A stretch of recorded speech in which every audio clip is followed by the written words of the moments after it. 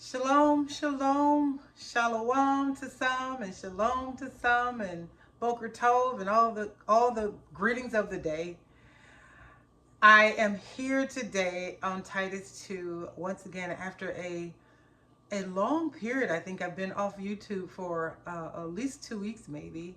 And for that, I do apologize for not being as consistent as I should be. However, I have been on a mission. I've been pretty busy the last month or so.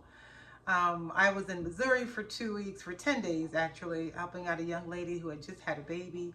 And right after that, we came back and started preparing for an event that I was going to be a vendor at. And so I had to come back and start doing some baking and preparing things. And in between that time, we went to South Carolina for a 2-day trip to pick up something that we needed.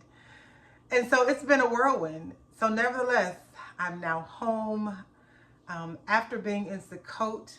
For those who don't know what Sukkot is, it is a biblical mandate for us to be in the sukkahs, which is, some may call a tent for all intents and purposes. But it is a space where we will go into the wilderness, go into the woods, go into the tents, and spend some quality time with the Father. It's nothing like being in nature to hear, literally hear from the Father. It is some people actually walk. They go walking and they talk to the Father while they're out walking, just out being in nature. And being able to be in your sukkah or on the porch of your sukkah or dealing with other people and fellowship, it is amazing. It is amazing.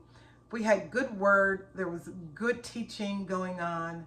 There was great let me back up. There was great teaching going on. There was great fellowship. There was great worship. There was great, just everything. It was just an amazing time. Nearly 400 people were in attendance.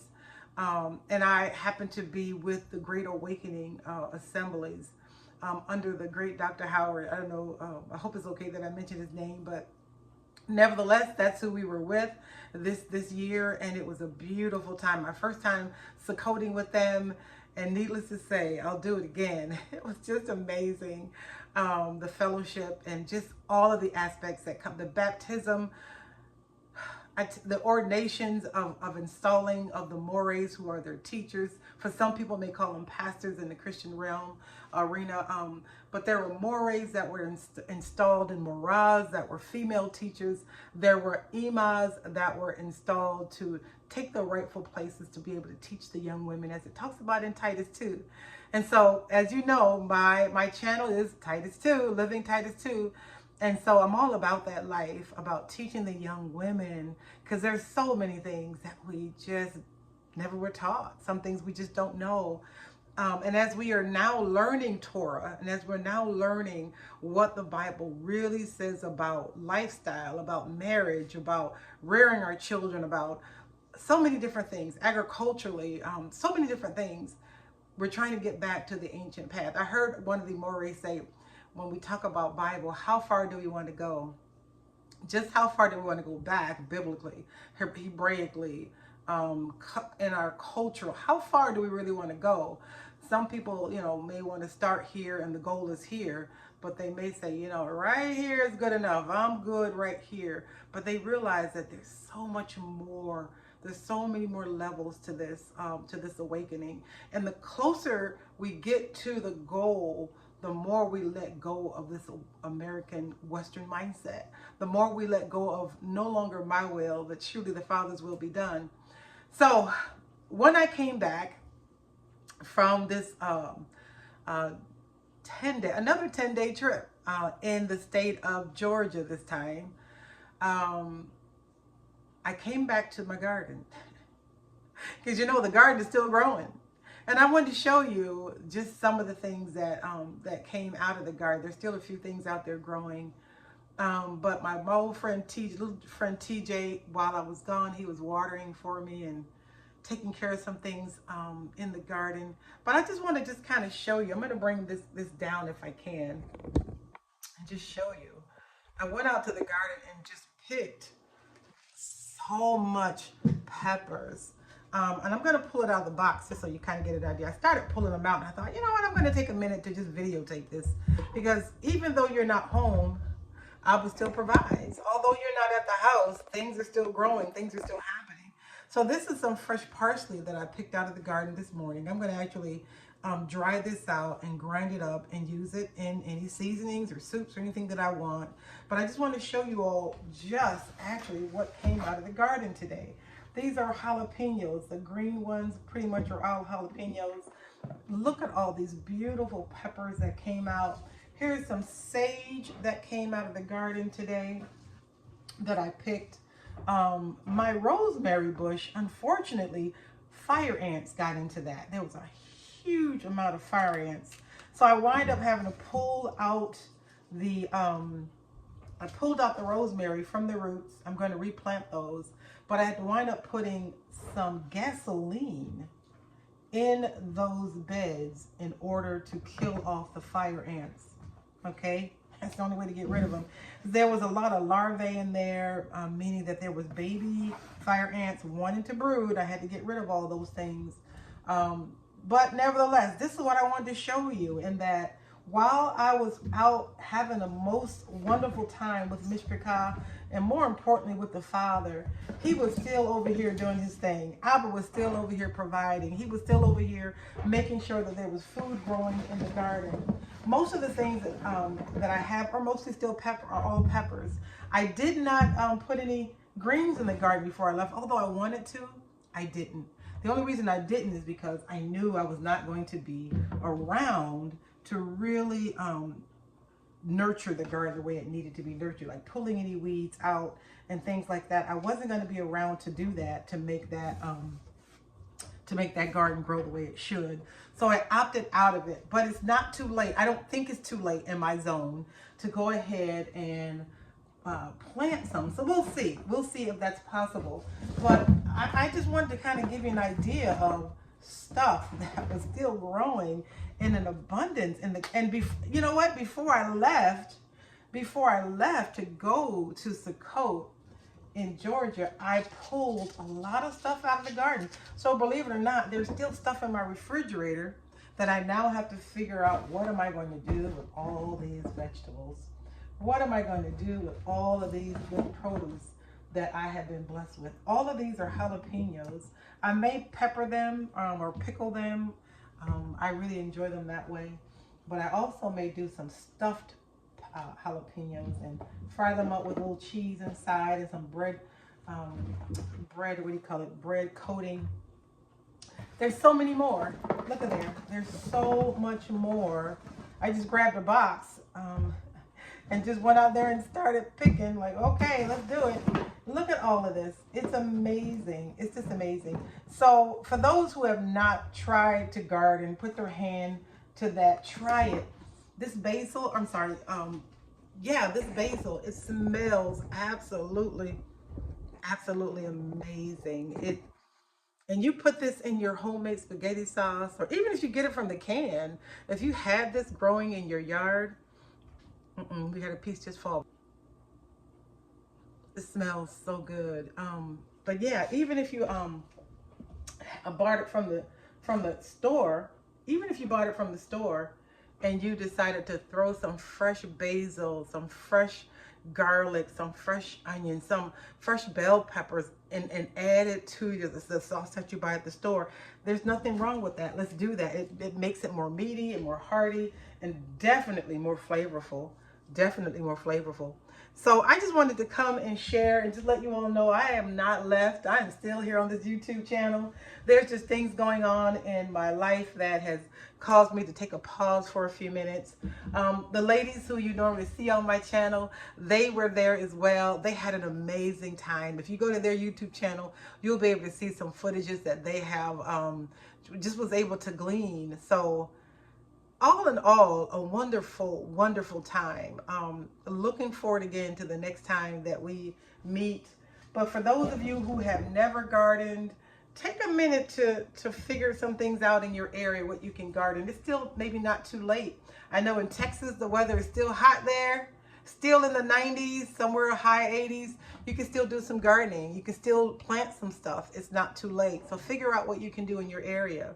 I'm going to see if I can plant some turnip greens and some mustard greens and some collard greens and some Brussels sprouts and some, I think there was maybe broccoli. I'm going to see what I can plant. I'm in zone 7B, I believe it is. Either 7A or B. I'm not quite sure. I have to look it up again on the almanac. But getting back to nature is definitely something that I've learned to enjoy. I didn't like it at first because it is a lot of work. It's a lot of hard work. However, as you can see, it pays off. Even when you're not home, you're not doing anything, you're still getting groceries, right? Something that's organic. I don't use any pesticides in my garden. And I get beautiful, as you can see, beautiful. Look at these peppers. Look at that. I mean, seriously. Seriously, I haven't even washed these off yet. This is literally straight out of the garden this morning. I just picked it. So they're beautiful. I mean, male and female. Hello. Male and female. So yeah, I can't remember which one is a male and which one is a female. I think they say if there's four things like that, I think they say that's female and maybe the three is the male. I'm not 100% sure on that. But nevertheless, it don't matter. Don't matter. They all gonna cook up, right? They all gonna cook up. But I do know they say some are sweeter than others. I need to probably find that out too. But nevertheless, as I said, I've got all of these peppers, and it is a blessing. It is an honor to be able to store these up for whatever, or even give some away. I've given so many away so far, and looks like I'm gonna have to give some more away. So ladies, if you have not started to garden where you are, if you live in an apartment, get you some grow bags. They do exist. Get some grow bags, get some boxes. You can even plant stuff in boxes, believe it or not. Try to adjust this so, yeah, I think that's better. Get some grow boxes or some grow bags, or whatever you can do inside your little area. If you have a little balcony, get some smaller totes. You'll be surprised how much you can actually grow where you are. If you have a small backyard, turn that entire backyard into your garden. And when you need some fresh rosemary or some fresh basil or some fresh thyme or whatever you need, and go to your garden. Oh, I can go out and get the pepper. Baby, go out and get some peppers from out the garden. I need to put some. I'm telling you, it really is a game changer to have your own growth, and you know where it's coming from. You know how it's been grown. You know it's been treated or not. What a blessing that is to you and your family. So I want to just encourage you, if you haven't done it yet, to give it a shot. Maybe even if you live in close proximity with one of your brothers or sisters, maybe like have a neighborhood garden where the 2 or the 3 families come together and work on a project. It's amazing. And then share in it. Maybe somebody's growing tomatoes, somebody's growing potatoes, somebody's growing corn, somebody's growing something else, and then you all bring it together, and then you share and you barter, and that way nobody goes lacking. Isn't that a concept? What a concept. So this is what I grow here for my husband and myself, my children, my daughter if she wants some, and for neighbors and friends if they want some. My sisters from Atlanta, they come and what you got? Girl, what you got? Like, come on. So I take them to the area where I've had my canned foods, and they just rummage through my things. And I'm okay with that. I'm okay with that because the Most High has given me plenty. He's given me plenty, and I'm thankful. So I just wanted to come and just say, share that and encourage you all to get some seed in the ground and watch not only the Most High grow your groceries, but He's going to grow your spiritual walk as well, because He's going to start talking to you in the garden. He's going to start sharing things with you in the garden about your own personal self. I remember, I'm going to share this a little bit and then I'll get off. I remember one time I actually had the garden in the ground. Right now I have it in raised beds. But when I did have everything in the ground, I remember, so my dad was an avid gardener. He was an amazing gardener. And I remember him from one end of the garden to the other end of the garden. He would have a stick on both ends, and then he would put a string that would meet from one end to the other. And that string would be straight. So you would know where to hoe and make your line straight. So you would hoe underneath that line from the beginning to the end and make sure that line was straight. Well, I remember doing that. This is a few years ago. I remember doing that just like my dad had taught me many years ago. And as I'm doing that, I hear the Father say, this is what I need you to do. To stay on the straight and narrow. Do not go to the right. Do not go to the left. But start at the beginning and stay on the straight and narrow until you get to the end. So if you think about it, that's biblical. Like, we don't want to veer off to the right or to the left. We want to keep our eye on Hamashiach. We want to keep our eyes on Abba. We want to keep our eyes on Hamashiach, who is our kinsman redeemer. We want to keep our eye on our perfect example on just how to walk this out, how to stay on the straight and narrow. He is our ultimate example. And so when we're in the garden and we're planting seed, I remember another time, I said I was going to be done, but I want to give one more. I remember another time I was planting seed, and some seeds take longer to cultivate in the ground before it shoots up. And there's some that you can plant within days, and before you know it, you start seeing things sprout out. But just because you can't see something doesn't mean nothing is happening, okay? Just because we don't see the seed taking root and growing from the bottom, and soon it will grow up because it has to get its roots firm into the ground, doesn't mean nothing's happening. And so it is with our spiritual walk. We may see our brother or sister that may seem like they're dormant or may seem like they're not doing anything, but we don't always know, because there may be a season that they have to be dormant. It may be a season that they have to sit quiet. But honey, baby, after a while, when that person grows up, when that person comes to life, when that person shows you their tree or their plant, if you will, and then the fruit begin to bud from that, all praises to Abba for it. All praises to the Father for allowing us to even realize that we are planted. We are but branches from his tree. Hallelujah. So that straight and narrow is real. And there's so many more little nuggets that you get when you're in the garden and you're planting. It really, really is. So I want to encourage the women, and if a man is watching this here channel and you want to do some gardening, I encourage you, find out what is the best place in your area and get your hands dirty. Get your hands in the dirt. Them nails may have to come off, ladies. Them cute little nails, or either put you some gloves on, because you're going to get dirty. It's going to happen. But when you really get your hands in there and feel that dirt, feel the earth, it's something about it. There's some connectivity. There's a connection to it. And I think when we think about how Abba brought us to the garden, there was a reason he wanted us to be in the garden. There was a reason he wanted us there, because he talks to us there. He visits us there. He walks with us there, and he talks with us there, and he communes with us, and there's sweet fellowship. There's times when I actually just sit down. I just sit down and just meditate. Just meditate. I ain't got nothing to say, ain't got nothing to do, but I just want to sit in nature. And it's really a beautiful thing. So again, I just wanted to come back on. It's been a minute, and say, hey y'all, I'm still here. I haven't gone anywhere.